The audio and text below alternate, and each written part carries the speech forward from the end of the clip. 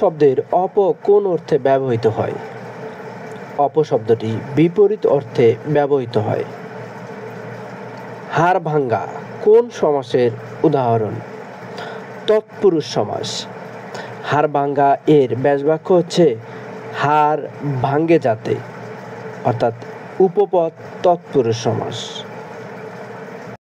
একটা বিষয় মনে রাখবেন, যে ব্যাসবাক্যের শেষে যে বা যাতে থাকে তাকেই বলা হয় উপপদ তৎপুরুষ সমাস। হাড় ভাঙ্গে যাতে, হাড় ভাঙ্গা, এই যাতে থাকার কারণে এটি হয়েছে উপপদ তৎপুরুষ সমাস। সে বলতে চায় তথাপি বলে না, এটি কোন শ্রেণীর বাক্য? যৌগিক বাক্য। ফোনোলজি শব্দের বাংলা পরিভাষার নিচের কোনটি? ভাষার ধ্বনিবিজ্ঞান। রবীন্দ্রনাথ ঠাকুর রচিত উপন্যাস কোনটি? মালঞ্চ। রবীন্দ্রনাথ রচিত মালঞ্চ একটি উপন্যাস। রবীন্দ্রনাথ ঠাকুরের আরও কিছু উপন্যাস যদি আমরা দেখি তাহলে দেখতে পাবো বউ ঠাকুরানীর হাট, রাজর্ষি, চোখের বালি, নৌকাডুবি, প্রজাপতির নির্বন্ধ, গোরা, ঘরে বাইরে, চতুরঙ্গ, যোগাযোগ, শেষের কবিতা, দুই বোন, মালঞ্চ ও 4 অধ্যায়। এই সবগুলোই হচ্ছে তার উপন্যাস।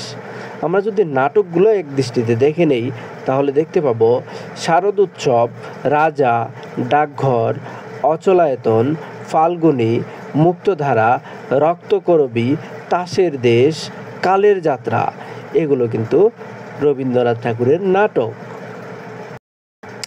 ন্যাশনাল থিয়েটার প্রতিষ্ঠা করেন কোন নাট্য পরিচালক?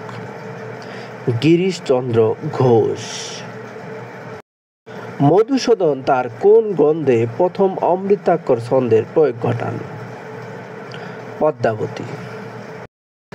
বাজে কথা রবীন্দ্রনাথের কোন গ্রন্থের অন্তর্গত?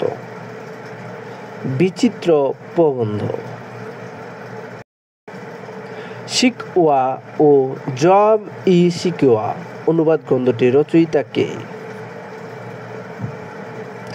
ডক্টর মোহাম্মদ শহীদুল্লাহ। পল্লীকবি জসীমউদ্দীনের উপন্যাস মোট কতটি? একটি। বিশ্বভারতী কে প্রতিষ্ঠা করেন? রবীন্দ্রনাথ ঠাকুর। কাজী নজরুল ইসলামের সঙ্গীত বিষয়ক গ্রন্থ কোনটি? চোখের চাতক। চর্যাপদের সবচেয়ে প্রাচীন কবি কে?